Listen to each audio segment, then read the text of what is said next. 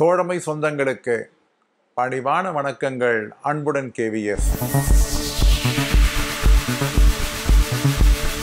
அஞ்சலி இலாக்கா 17/2/2025 அன்று இந்த சென்ட்ரலைஸ்டு டெலிவரி சென்டர் அதனுடைய அமுலாக்கத்தை பற்றி மிக விரிவான அறிக்கையினை அனுப்பியிருக்கிறது.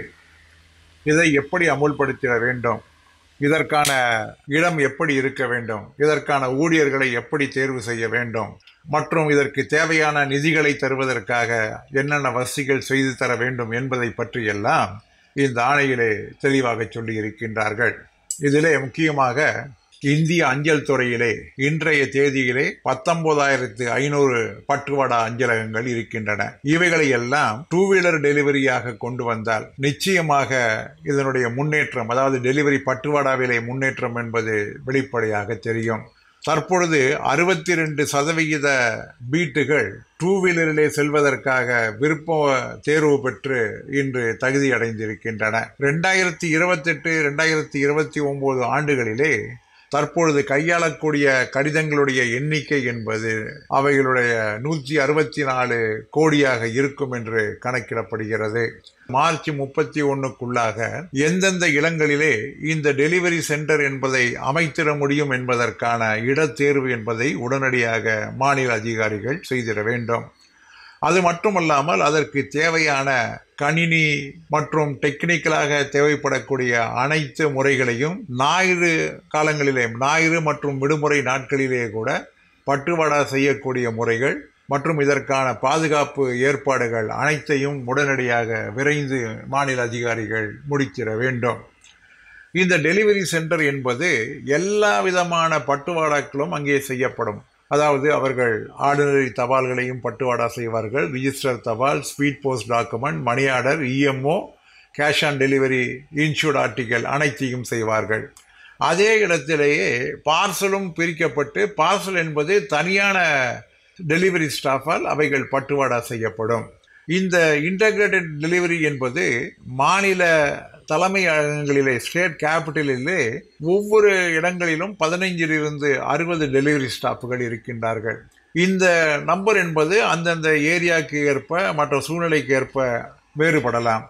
இருந்தாலும் இவர்கள் எல்லாம் 2 சக்கர வாகனங்கள் மற்றும் மிக அதிக எண்ணிக்கையில் உள்ள பார்சல்கள் எல்லாம் இருந்தால் அதற்கெல்லாம் 4 சக்கர வாகனங்களை பயன்படுத்தி பட்டுவாடா செய்தால் இவைகள் பட்டுவாடாவினுடைய திறன் என்பது மேம்படும். அதாவது ஒரு டெலிவரி சென்டர் அமைக்கப்பட்டால் அந்த டெலிவரி சென்டர் கீழாக இருக்கக்கூடிய அனைத்துமே முழுக்க மெக்கானிக்ஸ்டு டெலிவரியாகத்தான் மாற வேண்டும். அங்கே இருக்கக்கூடிய அனைத்து ஐட்டங்களுமே டிரான்ஸ்போர்ட் மூலமாகத்தான் அவைகள் செய்ய வேண்டும்.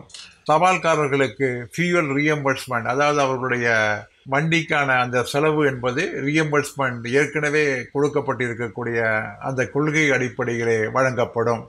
போஸ்ட்மேனுடைய மொபைல் அப்ளிகேஷன் என்பது முழுமையாக சரிபார்க்கப்பட்டு எந்த விதமான பேப்பர் என்பது இல்லாமல், தாள் இல்லாமல் டெலிவரி என்பது பட்டுவாடா உறுதி செய்யப்பட வேண்டும்.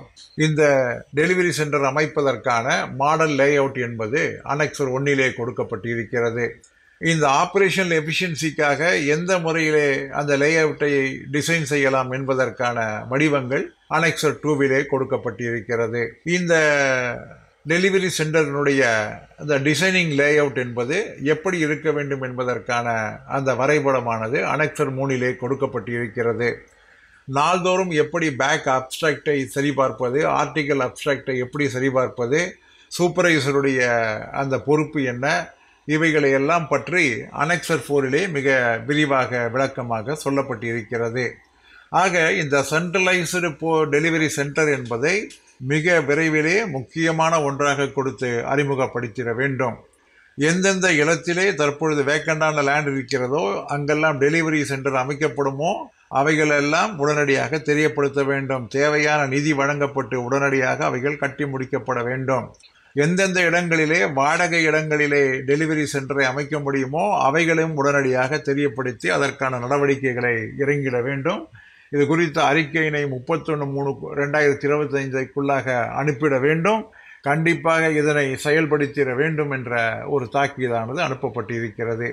ஆக அஞ்சல் துறையில் இருந்து அஞ்சலுடைய கவுண்டர் பணியினை, அதாவது கவுண்டரிலே செய்யக்கூடிய பணிகள், அதை ஒட்டிய பணிகள் எல்லாம் தனியாக பிரித்து, இந்த பட்டுவாடா பணியை தனியாக பிரித்து, இதற்காக தனியான எழுத்தர்கள், அங்கே தனியான எழுத்தர்கள் என்கின்ற ஒரு நிலைப்பாட்டினை மிக தீர்க்கமாக அஞ்சல் துறை எடுத்திருப்பதை இந்த ஆணையின் மூலம் நாம் அறிந்து கொள்ள முடியும். ஆக இவர்களுடைய முழுமையான நோக்கம் இனி ஃப்ரண்ட் ஆபீஸ் பேக் ஆபீஸ் என்பதுதானே தவிர, அஞ்சலகத்திலே ஒன்றாக அஞ்சலக எழுத்தர்களும் தபால்காரர்களும் இருந்த நிலை மாறி டெலிவரி சென்டர் என்பது தனி, அதே போன்று அஞ்சலக மற்ற பணிகள் என்பது தனி என்கின்ற நிலைப்பாட்டினை எடுத்திருக்கின்றார்கள். ஏற்கனவே ஆர்எம்எஸ்ஸிலே தபால்களை எடுத்துச் செல்ல வேண்டாம், அவைகளுடைய ரன்னிங் செக்ஷனை அபாலிஷ் செய்து விடுங்கள் என்பதற்கான உத்தரவுகளை தொடர்ந்து வெளியிட்டு கொண்டிருக்கக்கூடிய அஞ்சல் துறை ஆர்எம்எஸ்னுடைய அனைத்து ரயில்வே நிலையங்களிலே செயல்படக்கூடிய அனைத்தையும் தற்பொழுது ஸ்பீட் போஸ்ட் ஹப் மற்றும் பார்சல் ஹப்பிற்கு கொண்டு வர இருப்பதனால் ஆர்எம்எஸும் ஒரு அழிபடக்கூடிய நிலைமை. போஸ்ட் ஆபீஸும் இரண்டாக உடைத்து கவுண்டர் தனி மற்ற டெலிவரி தனி என்று பிரிந்து, டெலிவரியும் ஆர்எம்எஸும் ஒன்றாக சேர்த்து தனியாக கவுண்டரை தனியாக பிரித்து அஞ்சல் துறையை சின்ன பின்னமாக்குவதுதான் இதனுடைய முழுமையான நோக்கமாக இருக்க முடியும்.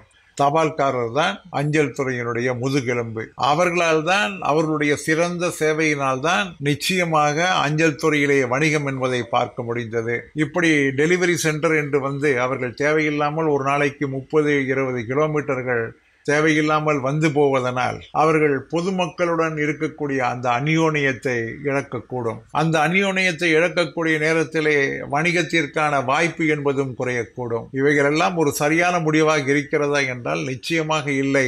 இவைகளெல்லாம் நம்மை பாதிப்பிற்கு உள்ளாக்கக்கூடிய நிகழ்ச்சிகள். இவைகள் தொடர்ந்து நடைபெற்று கொண்டிருக்கின்றன. அஞ்சலக தொழிற்சங்கங்கள் ஒரு வலுவான ஒரு போராட்டத்தை கட்ட முடியாமல் தவித்து கொண்டிருக்கின்றன. அதற்கு காரணம் அஞ்சல் துறையினுடைய மிகப்பெரிய சங்கம் இன்று அங்கீகாரம் இழந்து நிற்பதுதான் என்பது ஒரு வேதனைக்குரிய செய்தியாக இருந்தாலும் கூட இவைகளெல்லாம் சரி செய்யப்பட வேண்டுமே என்கின்ற ஆதங்கம் மேலோங்கி நிற்கிறது.